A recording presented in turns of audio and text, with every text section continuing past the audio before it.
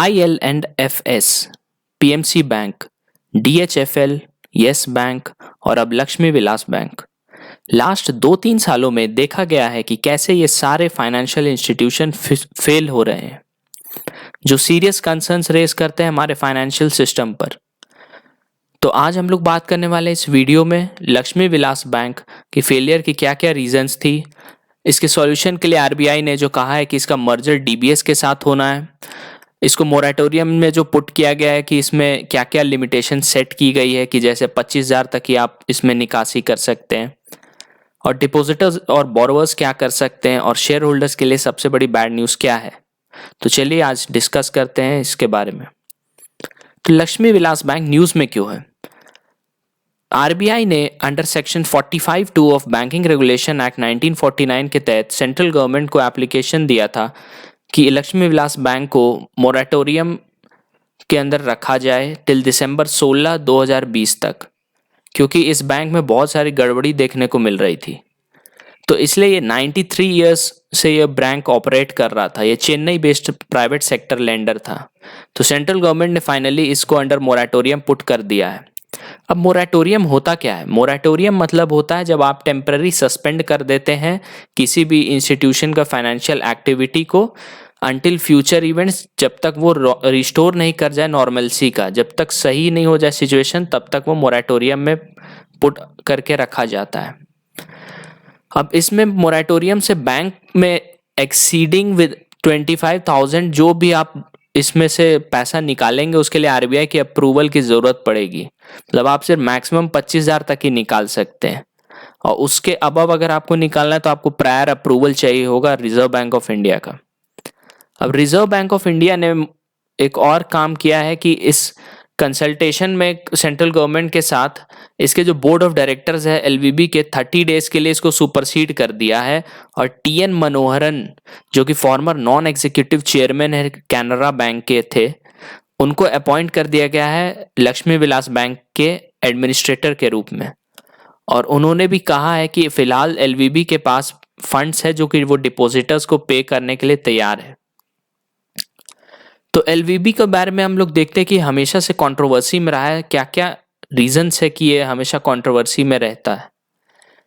अभी कुछ ही दिनों पहले इसको प्रॉम्प्ट करेक्टिव एक्शन फ्रेमवर्क में भी पुटअप कर दिया गया था गवर्नमेंट के द्वारा। इसमें क्या होता है कि आरबीआई के पास पावर्स है कि वो प्रॉम्प्ट करेक्टिव एक्शन फ्रेमवर्क के अंडर जब भी कोई बैंक में एनपीएस की बहुत ज़्यादा वृद्धि होती है तो उसे पीसीए फ्रेमवर्क के अंडर रख दिया जाता है। ग्रॉस एनपीएस इस बैंक में करीब करीब 24.45% रीच कर चुकी थी। इनसफिशिएंट लिक्विडिटी है इसमें टू मैनेज रिस्क्स, ये सेकेंड रीजन था। इसमें बैंक का कैपिटल रेशियो नेगेटिव की ओर हो चुका था, जिसको पॉजिटिव रहना चाहिए वो नेगेटिव की तरफ भाग चुका था। नेगेटिव रिटर्न्स दे रहा था ये एसेट्स में बैंक की फॉर 2 कंसेक्यूटिव ईयर्स। अक्टूबर 2019 में एलवीबी का प्रपोज मर्जर होने वाला था इंडिया बुल्स हाउसिंग फाइनेंस से, जो कि आरबीआई ने ब्लॉक कर दिया था। फिर 25 सितंबर 2020 को तो सबसे ज्यादा हद पार हुआ जब इनके खुद शेयर होल्डर्स ने वोट किया against appointment of 7 directors including S सुंदर एज मैनेजिंग डायरेक्टर और chief executive at the annual general meeting. तब आरबीआई ने सोचा कि अब समय आ गया है कि इसको अब मोरेटोरियम में पुट करके मर्जर कराया जाए इसका। तो अब नेक्स्ट देखते हैं कि डिपॉजिटर्स और बोरोवर्स के लिए अब क्या ऑप्शन है और क्या उनको करना चाहिए। अब इंडिविजुअल जिनका भी सेविंग अकाउंट है या फिक्स डिपॉजिट है इस बैंक में, वो सिर्फ टोटल विड्रॉ अप टू 25,000 ही कर सकते from both account, saving plus fixed account. और ये जो रेस्ट्रिक्शन है ये पर अकाउंट में नहीं है, पर डिपॉजिटर के लिए। मतलब कि एक डिपॉजिटर का अगर 2 अकाउंट है वहां तो आप सिर्फ 25,000 तक ही निकाल सकते हैं। ये नहीं कि आप एक अकाउंट से 25 और दूसरे से भी 25 निकाल पाएंगे। आरबीआई ने फिलहाल रियायत तो दिया है कि अगर आप 5 लाख तक मैक्सिमम विड्रॉ कर सकते हैं ओनली इन 3 केसेस। पहला तो मेडिकल इमरजेंसी के केस में, दूसरा अगर आपको फी पेमेंट करना फॉर हायर एजुकेशन या तो अपने लिए या अपने डिपेंडेंट्स के लिए जो कि इंडिया या अब्रॉड में है, तीसरा मैरिज सेरेमनी अगर है तो आप 5 लाख तक विड्रॉ कर सकते हैं। और जो भी बोरोवर्स है जिनका ऑनगोइंग लोन चल रहा है एलवीबी में, तो उनको अपना कंटिन्यू करते रहना होगा, ईएमआई का इंस्टॉलमेंट कंटिन्यू करते रहना होगा। उनको ये रियायत नहीं दिया गया है कि आपको नहीं पे करना है। What's next for depositors and borrowers? अब मर्जर के बाद डीबीएस, जो कि एक सब्सिडरी है डेवलपमेंट बैंक ऑफ सिंगापुर का, डीबीएसआईएल नाम से इंडिया में ऑपरेट करता है। अब ये हो सकता है कि आने वाले टाइम में देखा गया है मर्जर्स के बाद इंटरेस्ट रेट चेंज कर दिया जाता है जिस बैंक के साथ मर्जर होता है। तो करेंटली एलवीबी अभी 3.25% इंटरेस्ट रेट देता है सेविंग्स में अप टू 1 लाख, और डीबीएस बैंक इंडिया देता है करीब 3.5% इंटरेस्ट। तो अब ये देखना होगा कि डीबीएस बैंक मर्जर के बाद क्या इंटरेस्ट रेट इसमें देगा। हो सकता है 3.5 दे या हो सकता है कम भी दे। अब रेस्ट्रिक्शंस कब एंड होंगे? अब फिलहाल तो हमने जाना कि 16 दिसंबर तक मोरेटोरियम में पुट किया गया था इनको। लक्ष्मी विलास बैंक का मर्जर अब डीबीएस बैंक के साथ होने वाला है। डीबीएस मतलब डेवलपमेंट बैंक ऑफ सिंगापुर, इनका हेडक्वार्टर्स मुंबई में है। इन्होंने वादा किया है कि ये एडिशनल 2500 करोड़ करीब कैपिटल इन्फ्यूजन करेंगे इस बैंक में ताकि इसको रिवाइव किया जा सके।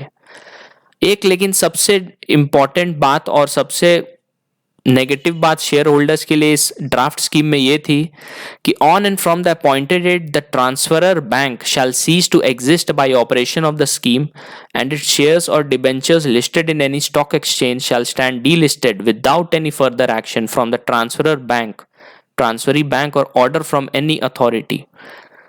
इसका मतलब ये है कि अब एलवीबीएस के जितने भी शेयर्स है वो डीलिस्ट कर दिए जाएंगे स्टॉक एक्सचेंज से। तो एक बहुत बड़ा बैड न्यूज़ है शेयर होल्डर्स के लिए, उनको काफ़ी लॉस होने वाला है।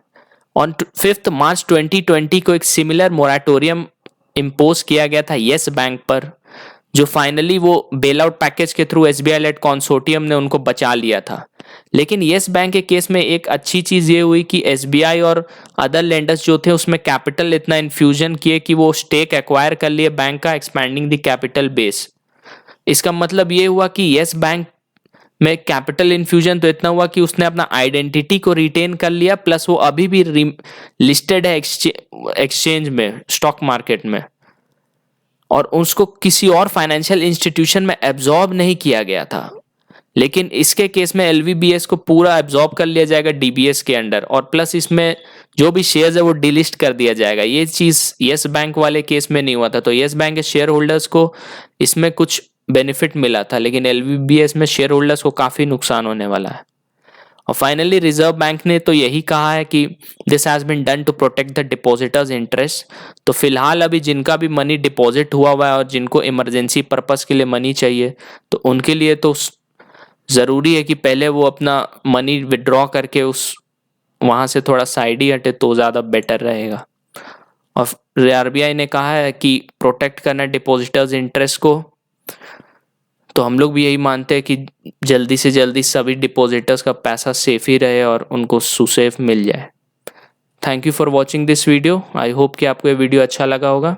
Do like, share and subscribe this channel future investment.